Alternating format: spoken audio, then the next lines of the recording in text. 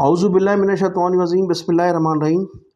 अस्सलाम वालेकुम नाज़रीन, मैं हूं आपका मेज़बान मोहम्मद तहसीन अब्बासी और आप देख रहे हैं मेरा YouTube channel Pakistan time news. नाज़रीन, आज की इस व्लॉग में 3 बड़ी अहम ख़बरें हैं। सबसे पहले मैं ज़िक्र करूंगा मुर्तज़ा वहाब के मुस्तफ़ी होने का और फिर हुकूमत सिंध ने उनका इस्तीफ़ा कबूल नहीं किया उस पर, और फिर उसके बाद मुत्तहदा कौमी मूवमेंट के जो कारकुनान थे जिनकी गुज़श्ता दिनों लाशें मिली थी मुख्तलिफ़ सिंध के मुख्तलिफ़ अज़ला से, उनके लवाहिकीन का एहतजाज था। और इसके अलावा इमरान ख़ान की जानिब से जो वीडियो लीक हुई है और उसमें क्या क्या हमें नुकसानात हुए हैं उसका भी मुख्तसर सा ज़िक्र है। तो सबसे पहले मैं आपको बताता चलूँ कि मुर्तज़ा वहाब साहब ने 2 रोज़ कबल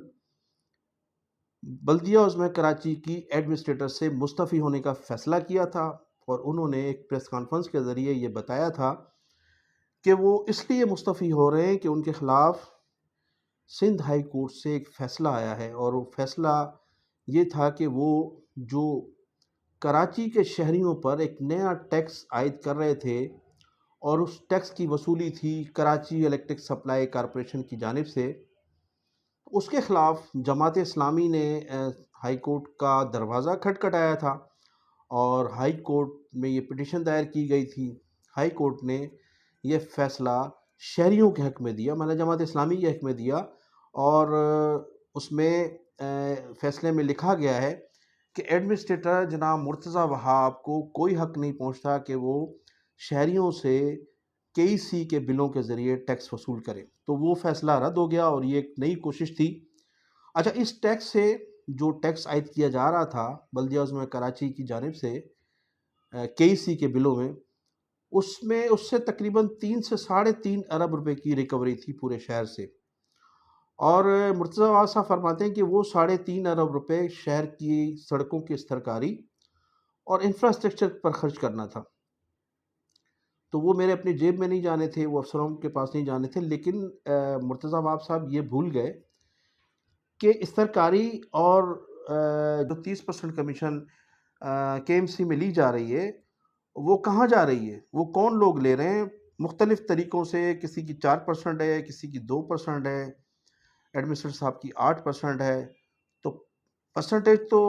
ली जा रही है, 30% ठेकेदारों से जो है कमीशन मुबैना तौर पर ली जा रही है, वो कहाँ जा रही है। तो ये 3.5 अरब रुपए की कमीशन जो है वो तकरीबन जो है वो 95 करोड़ रुपए बनती है सालाना। तो ये एक नया रिश्वत का बाज़ार खोलने की कोशिश की गई थी जो हाई कोर्ट ने बंद कर दी। अब मुर्तज़ा वहाब साहब ने तो ये मौक़िफ़ अख्तियार किया कि जनाब मैं इस वजह से मुस्तफ़ी हो रहा हूँ, लेकिन इसके पसे पर्दा मामलात कुछ दूसरे हैं। मुर्तज़ा वहाब और नासिर शाह साहब के दरमियान अफसरों की तबादले और पोस्टिंग में, तकरीरी और तबादलों में शदीद इख्तलाफ़ात चले आ रहे हैं गुज़श्ता कई दिनों से। क्योंकि पूरी जो ब्यूरोक्रेट्स की एक टीम है, जो अफसरान की एक टीम है, वो नासिर शाह की तैनात है, और वो मुर्तज़ा वहाब चाहते हैं कि मुझे पूरे अख्तियारात दिए जाएँ ताकि मैं अफसरान भी अपनी मर्ज़ी के रख सकूँ और उनसे जो मामलात हैं वो भी मैं ख़ुद करूँ। लेकिन मामलात जो अफसरान हैं वो मामलात कर रहे थे सूबाई वज़ीर बल्दिया से, क्योंकि ट्रांसफ़र और पोस्टिंग के अख्तियारात उनके पास हैं। तो ज़्यादा अफसरान जो थे वो मुर्तज़ा वहाब साहब के लिए मुश्किल पैदा हो रही थी, उनको लिफ्ट कम थी, बल्कि मुर्तज़ा वहाब से ज़्यादा सूबाई वज़ीर बल्दियात के बेटों को ज़्यादा लिफ्ट थी।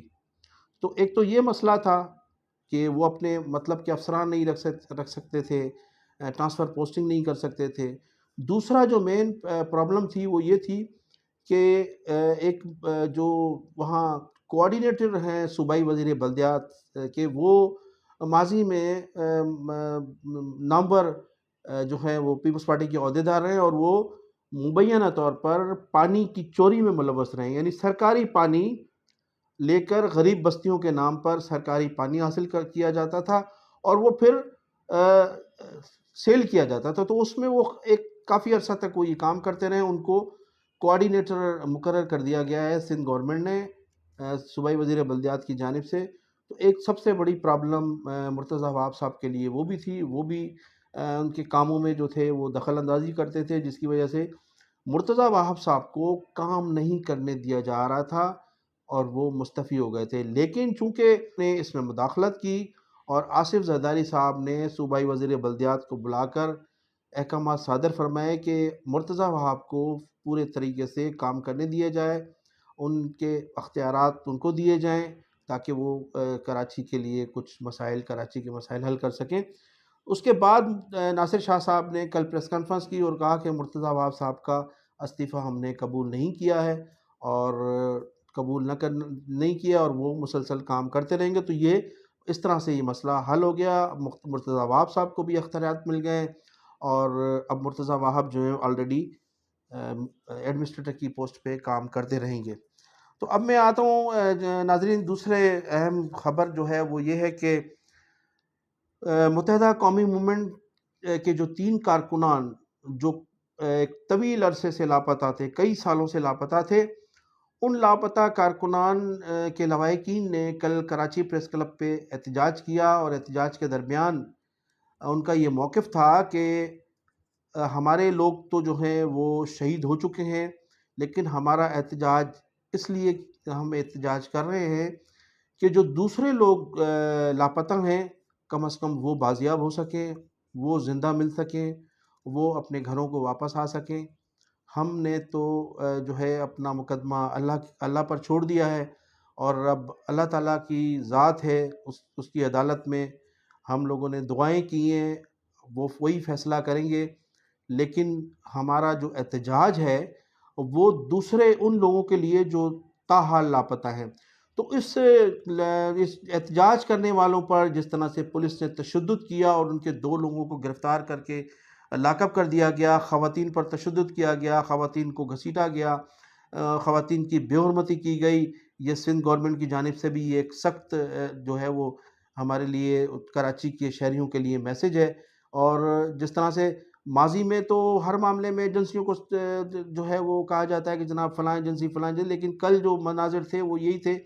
کہ پولیس نے جو ہے تشدد کیا، اور پولیس ہی جو ہے وہ گرفتار کر کے لے گئی، اور ان کارکنان کو لاک اپ کر دیا گیا، سخت احتجاج کیا جاتا رہا ان کی گرفتاری پر بھی، اور وہ جو لاپتہ لوگ ہیں ان کے لیے بھی خواتین جو ہیں وہ بین کر رہی تھیں، احتجاج کر رہی تھیں، اور خاص طور پر ان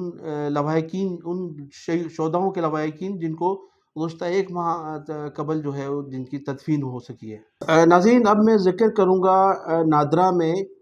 نادرا کے حوالے سے وفاقی حکومت کی جانب سے جو نادرا کے لیے نوکریوں کے اشتہارات دیے گئے ہیں، ان اشتہارات میں جو ایک تشویشناک خبر ہے پاکستانیوں کے لیے وہ یہ ہے کہ اس اشتہار میں اگرچہ پاکستان کی چند زبانوں کو لازمی قرار دیا گیا ہے، تو وہاں فارسی اور افغانی زبان کو بھی لازمی قرار دیا گیا ہے۔ امیدواروں کو کہا گیا ہے کہ پاکستان کی فلاں فلاں زبان آنا ضروری ہے، اس کے علاوہ افغانی اور فارسی بھی اس امیدوار کو آنا چاہیے جو نوکری کے امیدوار ہیں۔ عجیب سا اشتہار ہے، اور ملاحظہ فرمائیے گا اشتہار میں جو لکھا گیا ہے، افغانی ہمارے ہاں نہیں بولی جاتی پورے پاکستان میں، اور جن جن علاقوں میں بولی جاتی ہے یا جو لوگ افغانی زبان استعمال کرتے ہیں وہ ہمارے مہمان ہیں۔ 1979 میں جب افغانستان پر روس نے حملہ کیا تو اس کے بعد یہ 40 لاکھ لوگ جو ہیں وہ ہمارے مہمان بنے تھے، اور گزشتہ 42-43 سالوں سے یہ ہمارے غریب ملک پر بوجھ بنے ہوئے ہیں۔ اب جبکہ افغانستان کے مسائل حل ہو چکے ہیں، ان کے ملک میں جمہوریت بحال ہو چکی ہے، اور کنٹرول پوری طرح سے افغان حکومت کا کنٹرول وہاں کے مقامی لوگوں کے پاس ہے، تو ان افغانیوں کو تو واپس جانا ہے۔ پھر آپ نے اس نادرا کی لسٹ میں افغان زبان کا لازمی قرار دیا جانا کیوں لکھا، اور کیا افغانیوں کو بھی نوکریاں دی جائیں گی؟ اگر ایسا ہوا تو پھر بڑی افسوسناک بات ہے، جبکہ افغانیوں کے سلسلے میں جو گزشتہ 43 سالوں سے ہمارے مہمان ہیں ان کے لیے تو ہماری شہریوں میں تحفظات پائے جاتے ہیں۔ آپ نے دیکھا کہ گزشتہ دنوں چند سندھی نوجوانوں کا قتل بھی ان افغانیوں کے ہاتھوں ہوا، اور جو کرمنل ایکٹیویٹیز ہیں خاص طور پر کراچی اور سندھ کے شہری علاقوں میں، ان میں جو گزشتہ لوگ پکڑے گئے ہیں وہ تمام کے تمام افغانی نوجوان پکڑے گئے۔ اس کے علاوہ جس طرح سے 14 اگست پر افغانستان کا جھنڈا لہرایا گیا پاکستان کے جھنڈے کے مقابلے میں، اس قسم کی جو حرکتیں ہیں وہ تمام افغانی کراچی میں رہتے ہوئے کر رہے ہیں، اور بہت سی ایسے تحفظات ہیں، خاص طور پر انہیں ڈومیسائل بنا کر دیا جا رہا ہے۔ سب سے بڑا ظلم تو یہ ہے کہ انہیں ڈومیسائل بھی دیا جا رہا ہے، شناختی کارڈ بھی بنائے جا رہے ہیں، پاسپورٹ بھی ایشو کیے جا رہے ہیں، تو پھر یہاں کے مقامی لوگوں کا یہاں کے جو مقامی سندھی لوگ ہیں ان میں بھی سخت تحفظات پائے جاتے ہیں، اور کراچی کے جو شہری ہیں یا جو سندھ کے شہری ہیں ان میں بھی سخت تحفظات پائے جاتے ہیں۔ تو نادرا کے جو افسران ہیں یا ہماری جو وفاقی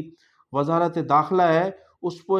پر اس کو سوچنا چاہیے کہ آخر ایسا کیوں ہوا ہے، اور اس قسم کی اتنی بڑی فاش غلطی پر پاکستان پیپلز پارٹی بھی خاموش ہے، متحدہ قومی موومنٹ بھی خاموش ہے۔ آخر کیا وجہ ہے کہ اس پر ان لوگوں نے خاموشی اختیار کی ہوئی ہے، جبکہ ان دونوں جماعتوں کے جو ووٹرز ہیں ان میں افغانیوں کے لیے سخت جو ہے وہ تحفظات پائے جاتے ہیں، اور اس سلسلے میں ہماری حکومت کو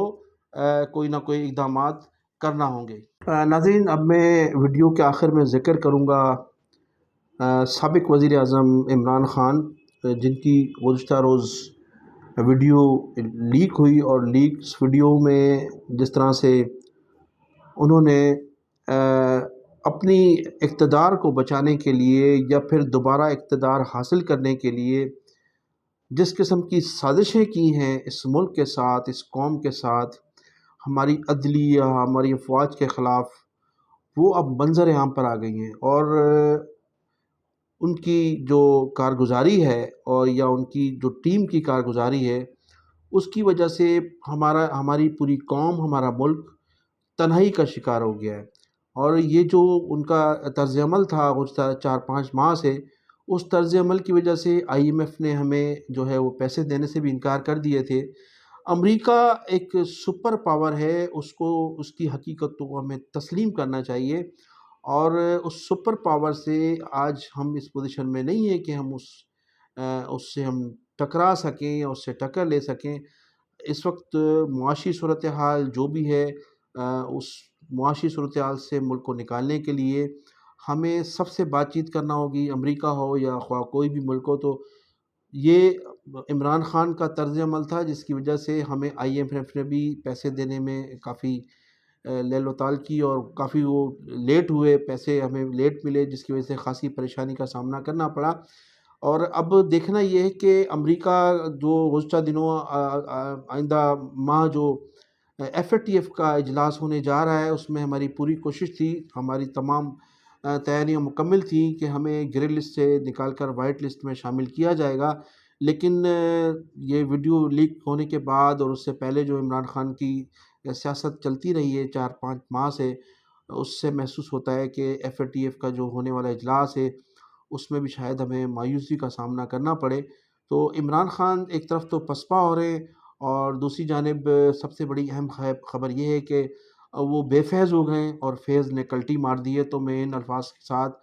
آپ سے اجازت چاہوں گا کہ آپ میرے چینل کو سبسکرائب کیجیے گا، اور کمنٹ سیکشن میں جا کر اپنی قیمتی رائے کا اظہار ضرور کیجیے گا۔ پاکستان زندہ باد۔